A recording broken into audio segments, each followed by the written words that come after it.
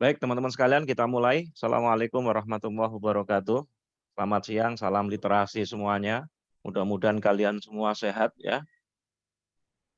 Siang hari ini saya akan berbagi bagaimana kita menggali ide itu, ya. Jadi kalau teman-teman ingin ide itu seringkali seliweran, teman-teman sekalian ya. Ide itu seringkali datang mendadak. Maka kalau kita tidak segera ikat, kalau kita tidak segera tulis, maka ide dan gagasan itu akan lewat. Maka kata Sayyidina Ali itu kan, ilmu itu diikat dengan cara dituliskanlah. Ya, ilmu itu diikat dengan ditulis. Nah, kalau kemudian tidak segera ditulis, maka ide itu akan lewat, hilang begitu saja, adik-adik ya. Saya mute all semuanya. Nanti kalau bertanya tinggal di unmute ya, biar tidak terganggu suara-suara dari luar ya. Saya coba sekarang share screen, mudah-mudahan kelihatan ya. Sudah kelihatan? Ya. Program ini adalah 90 hari menulis buku, teman-teman sekalian. Pertemuan pertama, saya akan sharing bagaimana cara menggali ide itu. Jadi proses kreatif penulisan buku. Dari mana ide itu? Sumber ide itu bisa dari mana-mana saja. Ya, saya seringkali mendefinisikan 5, ya, 5M. Jadi ide itu bisa dari pertama dari membaca. Apa yang kita baca, buku-buku apa yang kita baca, kemudian kita membaca situasi, membaca keadaan, itu bisa menjadi sebuah ide. Ya. Jadi ide itu bisa dari membaca. Ya. Makin banyak membaca, maka makin banyak ide atau gagasan yang kita dapatkan. Karena semakin banyak kita membaca, itu semakin banyak pilihan kata, semakin banyak kemudian pengetahuan. Maka mau tidak mau, kalau kalian ingin menjadi penulis yang hebat, pembicara yang hebat, maka kalian harus menggali ide. Ide bisa digali dengan 5M. M yang pertama adalah dengan membaca. Jadi dengan membaca itu, ya, kita akan lebih banyak punya ide, kita akan lebih banyak punya gagasan, dan pilihan kata kita jadi banyak. Maka tidak akan pernah ada seorang pembicara yang hebat, tidak akan pernah ada seorang penulis yang hebat kalau dia tidak membaca. Saya seringkali mengatakan, ubahlah dunia dengan tulisanmu. Ya, ubahlah dunia dengan tulisanmu. Jangan sampai harga kuburan Anda nanti itu berharga sangat mahal karena di dalamnya terkubur ide-ide besar yang tidak pernah Anda tulis. Ya, saya ulangi. Ya, kata-kata saya ini. Ubahlah dunia dengan tulisanmu. Jangan sampai harga kuburan kita nanti itu berharga sangat mahal karena di dalamnya terkubur ide-ide besar kita yang tidak pernah kita tuliskan. Oleh karena itu, segera menulis. Jadi bila ingin tahu dunia, bacalah. Saya ulangi, bila ingin tahu dunia, maka bacalah. Ya. Bila dunia ingin tahu Anda, maka menulislah. Ya, kalau Anda ingin tahu dunia, maka bacalah. Maka kalau dunia ingin tahu Anda, maka menulislah. Maka tadi saya minta teman-teman, adik-adik, finalis, para pemenang, agar karyanya bisa dikirim ke kami. Nanti kemudian saya posting di media nasional online, sehingga tulisan adik-adik bisa dibaca, bisa dilihat oleh banyak orang. Jadi yang pertama, menggali ide itu dengan cara apa? Membaca. Yang kedua, mendengar. Jadi apa yang kita dengar, hasil dari diskusi, hasil dari training-training, termasuk hasil dari kelas menulis siang hari ini, maka itu juga bisa jadi ide, bisa jadi gagasan. Maka adik-adik bisa tulis ulang dengan bahasa adik-adik sendiri. Tulis 1 halaman, 2 halaman, nanti kirim ke kami, ke Bangga Indonesia, nanti akan saya edit, kita upload lagi. Sehingga kemudian tulisan adik-adik itu bisa dibaca oleh banyak orang. Jadi apa yang kita dengar dari hasil diskusi kita dengan para tokoh, dengan para guru, dengan orang-orang yang ahli di bidangnya, maka rajin-rajinlah bersilaturahim. Kepada siapa? Kepada para guru-guru kita, kepada orang-orang yang memiliki keahlian. Anda bertanya, Anda mendengarkannya, kemudian Anda tulis ulang dengan bahasa Anda sendiri. Maka itulah ide. Jadi ide itu bisa digali dengan cara mendengar. Yang ketiga, ide itu bisa didapatkan dari menghayal. Ya, imajinasi, cerpen, novel. Jadi ada karya-karya fiksi. Itu adalah karya-karya yang berasal dari daya imajinasi, berasal dari khayal kita. Maka menghayal saja. Bahkan kalau kita tidur mimpi, begitu mimpi kemudian bangun tidur, kita tulis ulang, maka jadilah tulisan. Maka bisa jadi menghayal mimpi Anda itu juga bisa menjadi karya-karya yang luar biasa. Kemudian yang keempat, apa yang Anda alami? Jadi M yang keempat adalah mengalami. Jadi apa yang Anda alami, pengalaman Anda, misalnya kemarin pengalaman Anda mencari Grand City yang dari desa ya, naik kereta api, terus kemudian Anda ikut grand final, Anda bisa apa yang Anda alami itu Anda bisa tuliskan. Itu juga bisa jadi karya. Kemudian yang kelima adalah apa yang Anda amati. Jadi mengamati keadaan, mengamati di sekitar Anda, mengamati apa saja. Anda juga bisa tuangkan jadi sebuah ide, sebuah karya, dan itu bisa jadi tulisan. Metodenya adalah ATM, ya, amati, tiru, modifikasi. Nah, ini cara metode 5M, teman-teman sekalian, untuk menggali sebuah ide, sebuah gagasan. Karena tidak akan pernah ada karya, tidak akan pernah ada tulisan kalau tidak ada ide. Maka menggali ide itu menjadi sesuatu yang luar biasa. Ketika ditanya saya, gimana Pak Fakih cara menggali idenya? Maka ide bisa digali dengan cara 5M. Apa tadi? Membaca. Yang kedua adalah mendengar. Ya, yang ketiga adalah menghayal. Jadi khayalan kita, imajinasi kita, bahkan impian kita, mimpi kita di tidur, itu bisa juga jadi sebuah karya, bisa juga menjadi sebuah tulisan. Kemudian yang keempat adalah mengalami. Jadi apa yang Anda alami adik-adik, apa yang Anda alami, pengalaman, hasil dari perjalanan, adventure, dan sebagainya, itu akan bisa menjadi sebuah ide dan itu bisa dituliskan. Ya, jadi tulis apa saja, ya, itu bisa jadi karya. Yang kelima adalah mengamati. Ini metode 5M. Jadi nanti minggu ini adik-adik sudah bisa mulai berpraktek. Yang kemarin sudah bisa nulis cerpen, kemudian dikembangkan lagi menjadi novel, sehingga kemudian nanti bisa jadi buku. Nanti kemudian dicetak ber-ISBN. Nanti Anda mencetak sesuai dengan kebutuhan Anda. Jadi Anda bisa mencetak 50, Anda bisa mencetak 10, jadi sesuai dengan kebutuhan Anda. Yang penting ber-ISBN, sehingga kemudian buku Anda nanti kemudian ada di Perpustakaan Nasional.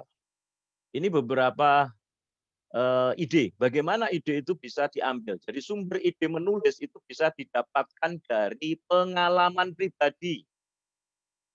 Jadi adik-adik punya pengalaman pribadi selama pandemi COVID, adik-adik punya pengalaman pribadi selama berlibur, adik-adik punya pengalaman pribadi, apa saja itu bisa menjadi sebuah ide. Tentu saja apa yang kita alami itu yang indah, yang terlarang pun bisa kita tulis menjadi bahan pelajaran agar tidak terulang. Bagi yang terbiasa menulis catatan harian, maka akan semakin mudah untuk mengeksplorasi kejadian-kejadian penting yang bisa itu dijadikan pelajaran bagi orang lain. Jadi sumber ide menulis bisa dari pengalaman pribadi. Kalau adik-adik pernah baca novel Ayat-Ayat Cinta, tulisannya teman sejawat saya Habibur Rahman El-Shirazi, itu sebenarnya berasal dari pengalaman pribadi dia. Selama dia kuliah, selama dia kuliah di Al-Azhar di Kairo Mesir sana. Kemudian dituangkan dalam bentuk tulisan dengan bahasanya disamarkan, tapi kemudian nama-nama disamarkan, dikemas dengan gaya novel. Jadi sebenarnya ayat-ayat cinta itu adalah kisah nyata, tapi dikemas dengan gaya novel. Maka genrenya sebenarnya masuk genre faksi. Jadi bukan fiksi. Kalau fiksi itu gaya imajinasi, murni. Tapi kalau faksi sebenarnya kisah nyata, tapi dikemas dengan cara apa? Dengan cara novel. Jadi ada penokohannya, ada alur ceritanya dan sebagainya. Nanti kita akan belajar itu di kelas pertemuan berikutnya. Yang kedua, ide menulis itu bisa dari hobi, dari keterampilan. Jadi dari hobi yang kita senangi, ya, aktivitas yang kita senangi, aktivitas yang kita kuasai, itu akan mudah diceritakan kepada orang lain. Maka itu bisa kita tulis, bisa jadi sebuah buku. Ya, tidak luput dipaparkan sedikit pun prosesnya. Bagaimana prosedurnya merawat burung kasuari, contoh misalnya. Ya, oleh karena itu coba gali lebih dalam apa minat dan bakat Anda masing-masing. Maka di situ nanti Anda akan banyak hal yang akan Anda bisa temukan dan Anda bisa tulis. Jadi Anda misalnya punya hobi apa? Dan hobi itu adalah sesuatu yang menarik bagi Anda. Itu coba Anda gali, Anda eksplorasi, Anda tulis. Siapa tahu itu akan jadi inspirasi bagi orang lain. Jadi hobi atau keterampilan. Keterampilan apa yang Anda kuasai? Keterampilan apa yang Anda memang benar-benar menguasai dan Anda enjoy untuk menjalankannya. Maka itu juga bisa jadi sumber ide. Ya, itu bisa menjadi sumber tulisan. Ada satu quote yang saya sampaikan, ya ini, orang boleh pandai setinggi langit teman-teman sekalian, tapi selama ia tidak menulis, maka ia akan hilang dalam masyarakat dan dari sejarah. Jadi menulis adalah bekerja untuk keabadian. Ini saya ambil dari Pramudya Anantatur. Jadi orang boleh pandai setinggi-tingginya, tetapi kalau dia tidak pernah nulis, dia tidak pernah menuangkan sebuah ide dan gagasan itu, maka ia akan hilang dalam masyarakat. Ia akan hilang dari sejarah.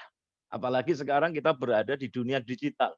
Maka setiap tulisan, setiap karya adik-adik segera disimpan, dikirim. Dikirim kemana? Anda tulis di FB Anda kirim di web blog Anda kirim di sosial media.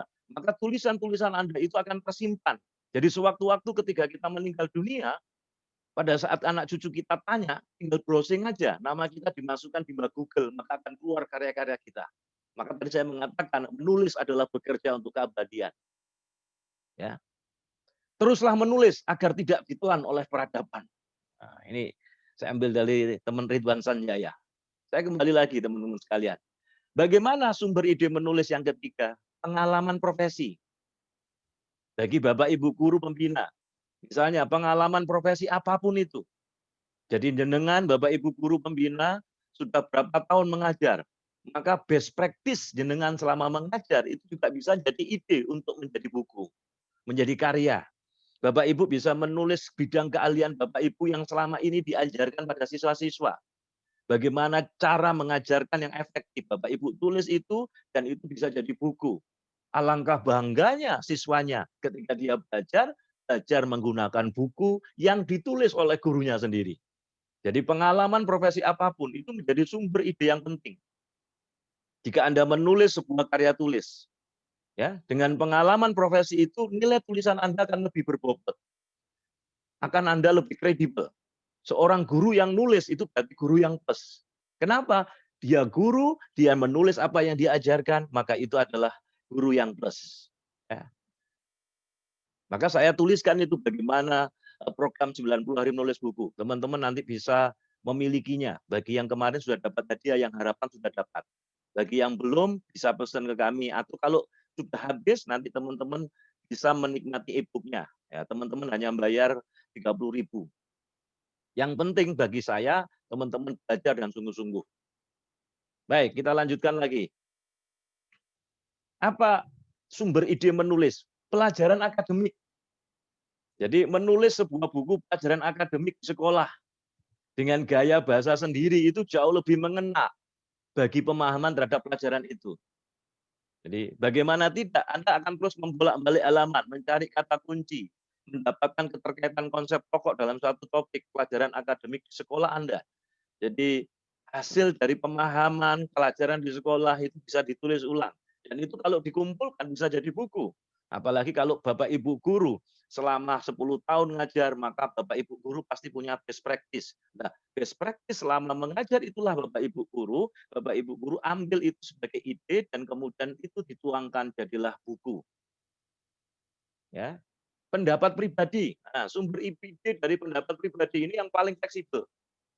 Anda bisa dapatkan kapan saja, di mana saja, pasti Anda akan selalu berkomentar, ya, berceloteh. Saya punya teman di ITS, seorang profesor, itu dia mengumpulkan SMS, ya, dulu masih SMS. Kalau sekarang WA. WA dia pada anak-anaknya, nasihat-nasihat dia pada anaknya, nasihat-nasihat dia pada mahasiswanya melalui WA. Kemudian dikumpulin, jadilah buku, jadilah tulisan, jadilah pesan yang bisa dibaca oleh banyak orang. Ya, berpersepsi tentang suatu kejadian yang Anda rasakan, yang Anda dengar, yang Anda lihat, yang membuat Anda terheran-heran. Ya, lintasan pikiran itu kan seringkali seliweran. Anda tangkap itu dengan menulisnya. Maka dengan menulis itu akan menjadi sebuah karya. Ya, maka sebenarnya tidak ada alasan kalau tidak berkarya. Saya seringkali ngomong gini, menulislah. Kalau Anda tidak menulis, siap-siap jadi orang prasejarah.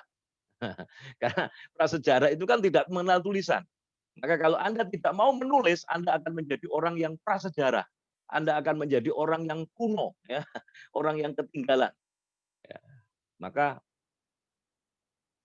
kebiasaan menulis ini harus kita tumbuhkan lagi. Yang keenam adalah peristiwa aktual. Jadi banyak hal yang kita bisa tulis dari peristiwa aktual.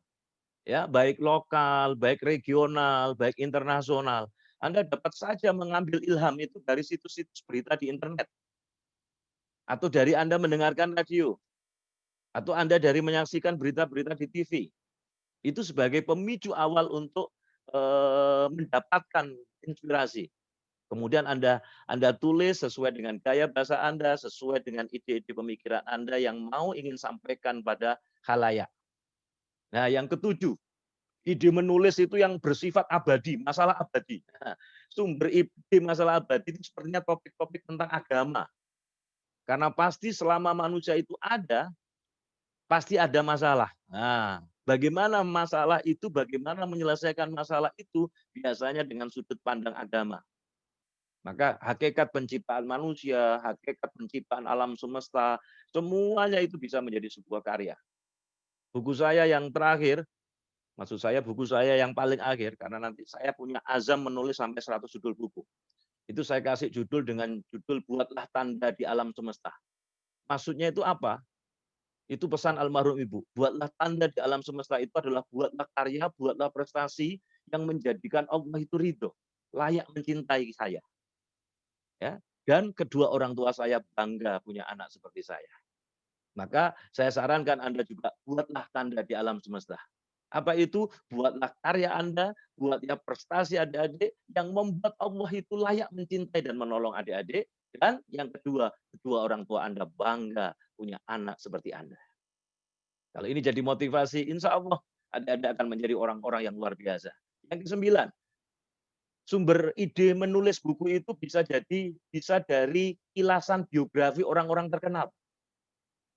Jadi kalau kita membaca, kita bisa mengambil pelajaran dari orang-orang terkenal dari berbagai aspek, ya, termasuk biografi orang-orang yang berprestasi. Anda bisa itu jadikan ide untuk ditulis. Atau Anda ingin menulis biografi kakek Anda. Jadi ternyata kakekmu seorang tokoh, kakekmu seorang jenderal, kakekmu pernah jadi bupati, kakekmu pernah jadi wali kota, maka itu bisa kamu tulis biografi kakek kamu. Biar itu menjadi pelajaran, menjadi inspirasi bagi anak dan cucu-cucunya. Nah, jadi kilasan biografi orang-orang terkenal. Anda juga bisa menulis biografi Anda, biografi kakek Anda, biografi ayah Anda. Misalnya ayah Anda misalnya seorang pengusaha, seorang tokoh yang berpengaruh, Anda juga bisa menulis. Ya, ada orang yang spesialis menulis biografi. Ya, ada orang yang spesialis menulis biografi. Bapaknya drummer Gilang Ramadan. Pak Ramadan itu spesialis yang menulis biografi tokoh-tokoh terkenal. Oke.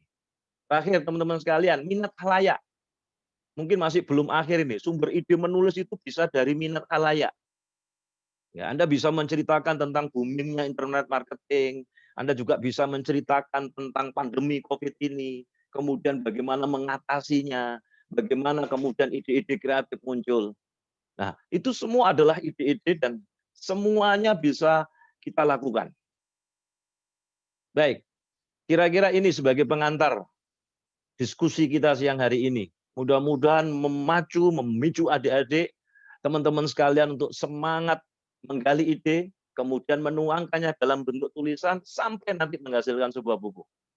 Karena kita bulan Desember ini kita akan ada rekor muri. Jadi siapa saja bisa daftar, nanti bukunya syukur-syukur sebelum tanggal 12 Desember, buku adik-adik sudah selesai dan kemudian bisa diikutkan muri bersama penulis-penulis yang lainnya. Ya, ada sekitar 2.000. Nanti akan dikukuhkan oleh rektor muri bersama Bu Gubernur, bersama para duta besar yang hadir dalam daring nanti. Dan saya berharap nanti teman-teman satu sekolah bisa menulis atas nama sendiri atau bisa menulis kumpulan tadi, antologi, kumpulan dari berbagai artikel, berbagai tulisan teman boleh. Atau kemudian boleh juga membuat cerpen atau novel. Saya bimbing sampai selesai. Mudah-mudahan kalau adik-adik serius dan mengikuti program ini, karena ada checklistnya nanti, ya ada buku panduannya. Kalau adik-adik bisa menginginkan e-booknya nanti, adik-adik bisa mengganti dengan hanya membayar 30.000. Baik, silakan kalau ada yang ditanyakan, monggo. Silakan di-unmute.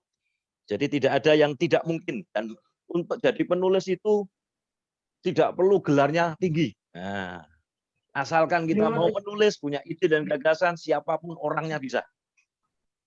Monggo, silakan. Ada yang ditanyakan? Masih ada waktu. Jadi nanti kalau waktunya habis, kita buka lagi 40 menit yang kedua. Assalamualaikum, Pak. Waalaikumsalam. Agak dikeraskan ya. Silakan. Kalau boleh tahu beli bukunya di mana, Pak? Buku yang mana? Buku panduan untuk menulis itu, buku Pak. panduannya nanti bisa pesan saya langsung, karena sekarang sudah habis, nanti ada e-booknya saja. Kalau bukunya harganya 70.000, karena sudah habis, tapi e-booknya ada, nanti adik-adik hanya bayar transfer 30.000, karena kelas ini kan gratis, adik-adik hanya untuk mengganti buku panduannya. Ya, nanti bisa di grup WA saya ya, di grup WA kita ada grup. Silakan kalau ada pertanyaan, monggo terkait apa yang saya sampaikan. Kalau adik-adik nanti ikuti, insya Allah tidak sampai 90 hari, karena adik-adik sudah punya kerangka kemarin. Yang cerpen ada, yang novel ada, yang kemudian karya ilmiah, itu bisa dibukukan. Nanti bisa dikembangkan lagi menjadi sebuah buku. Dan saya kepingin nanti pada saat rekor muri 12 Desember, itu semuanya ikut di sana memecahkan rekor muri sambil ditunjukkan bukunya. Karena ini momen tahun 2020 ini. Kita berharap Bu Khofifah nanti juga karena nanti yang hadir adalah salah satunya adalah Bu Khofifah, dan kita harap beliau bisa kita kukuhkan menjadi Gubernur Ibu Literasi Jawa Timur. Nah, itu nanti bersama dengan kurang lebih ada 2.000 buku. Nah, saya berharap 2.000 buku itu diantaranya adalah teman-teman adik-adik grand final dan para pemenang JEC 2020 ini. Ya, silakan. Ada pertanyaan lagi? Saya mau tanya, Pak. Ya. Siapa ini? Ananda, Pak. Ananda, ya, silakan Ananda. Ya. Saya mempunyai banyak ide untuk cerita, Pak. Tetapi saya itu biasanya bingung, Pak. Mulai ceritanya itu dari mana? Tulisnya dari mana? Terus kadang-kadang di tengah menulis ada ide lagi, terus ini taruh di tengah atau di depan. Sudah? Ada tips dan triks enggak, Pak? Iya, ada. Tipsnya adalah adik-adik harus buat kerangka berpikir dulu. Pernah tahu peta pikiran? Pernah. Iya, pernah, Pak. Iya, Pak. Adik-adik tuangkan dalam bentuk peta pikiran, ide gagasan itu. Misalnya, membahas tentang kekuatan cinta. Taruh itu di tengah. Nah, kemudian definisi cinta, macam-macam itu ya. Sampai ular-ularan itu. Sampai kemudian mentok, setelah mentok, adik-adik baca lagi. Mana yang harus dipakai, mana yang tidak. Nah, setelah itulah kerangka berpikir. Jadi dari peta pikiran itu, berarti itulah daftar isi buku Anda. Jadi Anda bisa mulai dari 1, 2, 3, 4, 5 dari kerangka berpikir itu. Dan fokus. Ya, jadi jangan ada ide baru, buka lagi, nggak selesai-selesai ya Anda. Maka dengan kerangka berpikir itu, kita kemudian fokus. Ada tahapannya nanti. Minggu pertama apa yang harus Anda lakukan, minggu kedua apa. Jadi hitungan saya, kalau setiap hari nulis 2 halaman saja, Anda sudah ketemu kerangka berpikirnya, maka berarti kalau 90 hari sudah 180 halaman, sudah jadi buku. Ya, minimal 100 halaman. bolehlah sekitar 60-70. Itu ya, Ananda. Nah, nanti di buku panduannya nanti itu ada tahapannya. Jadi Anda mungkin pernah lihat peta pikiran ya. Saya coba buka lagi. Nah, jadi kayak peta pikiran kayak gini. Nah, jadi Anda tuangkan ide Anda itu dalam bentuk peta pikiran ini. Misalnya Anda ingin menulis apa ini, saya contohkan 6 topi berpikir. Nah, topi berpikir pertama topi putih. Topi putih itu isinya adalah tentang informasi, fakta, data, grafik. Topi hijau isinya ini. Terus topi kuning ini, topi merah ini, topi hitam ini, topi biru ini. Nah, ini kan berarti sudah ketemu apa ini? Kerangka berpikirnya. Nah, inilah daftar isinya Ananda. Nah, nanti Anda bisa mulai dari mana? Mulai dari bab pertama, topi putih, mulai dari topi hijau. Terus, kalau toh kemudian mandek, lompat aja yang topi yang lainnya. Nanti kemudian sampai selesai diulang lagi. Jangan diedit dulu. Jadi ngedit itu terakhir. Sebab kalau Anda sudah mulai ngedit-ngedit, tulisannya enggak selesai-selesai. Betul apa enggak? Nah, sekarang saya tanya sama Ananda. Ananda apa Amanda? Ananda. Anda mau nulis apa ini? Nulis cerpen, nulis cerita. Kan tadi idenya banyak kan, macam-macam kan? Apa nulis pengalaman pribadi, apa nulis dalam bentuk cerita. Boleh. Nah, sekarang ceritanya dibikin alur dulu. Menulis apa Ananda? Cerita fiksi. Nah, fiksi. Ya, ditulis dulu sekarang. Alur-alurnya. Dituangkan dalam bentuk peta pikiran. Misalnya menulis tentang apa? Tulis di tengah sini. Kemudian apa ya? Pertama apa? Kedua apa? Ketiga apa? Dibentuk sampai kayak lingkaran. Kayak apa? Kayak topi berpikir ini, kayak ular-ular itu. Nah, setelah itu selesai mentok, baru Ananda mulai mana yang paling mudah dulu. Kedua, ketiga, dan seterusnya. Itu ya, Ananda? Ya, Pak. Paham? Terima kasih. Ya, minggu ini targetnya semua coba menulis kerangka berpikir semuanya. Bisa dipakai dari tulisan Anda yang sudah selesai, misalnya yang kemarin dilombakan, dikembangkan lagi, atau bisa Anda membuat kerangka berpikir yang baru. Baik, silakan. Masih ada waktu 8 menit. Nanti akan kita buka lagi di Zoom yang sama. ID meeting-nya sama, password-nya sama. Masih ada waktu 8 menit. Silakan kalau ada yang bertanya lagi. Bisa di-unmute langsung aja.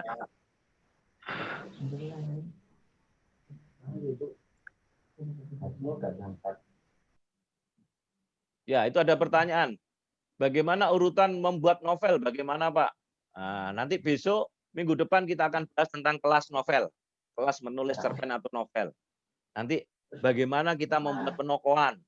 Ada settingnya, ada alurnya, ya kan? Kemudian ada plot, bagaimana klimaksnya, ya. Kemudian bagaimana membuat narasi yang bagus itu. Kita akan bahas, ya. Jadi ketika kita nulis cerpen atau novel, maka harus ada penokohan memang.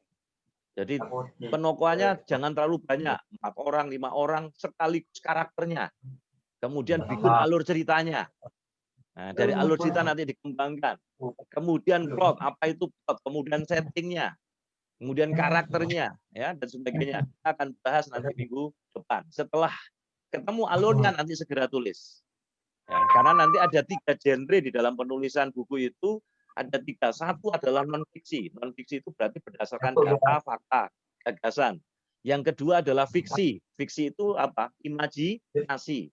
Yang ketiga adalah faksi. Faksi itu adalah kisah nyata, tapi dikemas dengan cara novel, ya, dikemas dengan cara penulisan seperti fiksi. Contoh misalnya Khairul Tanjung si anak singkong, ya itu faksi, itu kisah nyata dari Pak Khairul Tanjung, tapi dikemas dengan cara bercerita seperti novel. Sepatu Pak Dahlan sebenarnya adalah faksi, kisah nyata, tapi dikemas dengan cara bercerita seperti novel. Harry Potter, kalau Harry Potter jelas apa fiksi, kan imajinasi, itu imajinasi khayalan yang luar biasa. Jadi adik-adik juga bisa menulis dari mana saja. Adik-adik juga bisa menulis, tinggal milih genrenya apa, fiksi berdasarkan data fakta, atau fiksi berdasarkan apa, imajinasi, atau faksi kisah nyata tapi dikemas dalam bentuk cerita, dikemas dalam bentuk novel, skripsi, dan biasanya biografi autobiografi itu adalah faksi.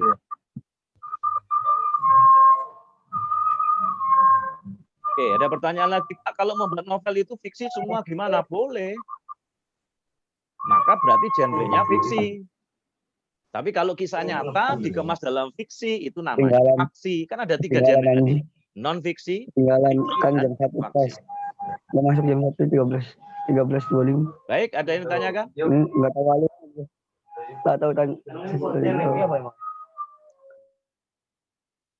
Silakan, masih ada waktu 5 menit. Kalau masih ada pertanyaan, kita akan buka 40 menit yang kedua. Monggo, masih ada waktu 5 menit. Silakan, kalau ada pertanyaan. Jadi sebenarnya ide itu seliwuran. Bagaimana kemudian ide agar tidak hilang, tidak lepas, maka segera ditulis. Hari ini adik-adik mendengarkan saya menyampaikan diskusi kelas menulis ini. Banyak ide apa enggak? Banyak gagasan apa enggak? Adik-adik segera tulis, segera tuangkan dalam tulisan. Sudah bisa jadi artikel. Udah, Pak. Oke, ada yang bertanya lagi. Kalau membuat novel, untuk satu buku novel berapa cerita? Hanya satu saja. Biasanya kalau novel ya satu cerita. Jadi mulai dari kronologis, mulai dari lahir, mulai dari kemudian dia sekolah besar sampai kemudian puncak, sampai kemudian jatuh, bangkit lagi. Nah, nanti tergantung bagaimana Anda membuat alurnya itu. Nah, kalau itu dari beberapa cerita, bisa jadi kumpulan dari cerpen. Kumpulan cerpen ya tidak bisa disebut dengan novel, berarti antologi, kumpulan dari beberapa cerpen. Bisa juga jadi buku. Oke, masih ada waktu 4 menit. Kita akan masuk di 40 menit yang kedua. Pak, Ya. isi mau nanya, Pak. Mana ini yang nanya? Mariana. Atas nama Mariana. Oke, yang lainnya di Iya. mute ya. Yang lainnya di mute biar enggak ganggu temennya. Ya, silakan Mariana. Masih ada waktu 3 menit. Oke, waktunya habis ya. Pembuatan novel itu. Bentar, waktunya habis. Masuk lagi di password dan ID meeting yang sama ya. Silakan masuk di password dan di ID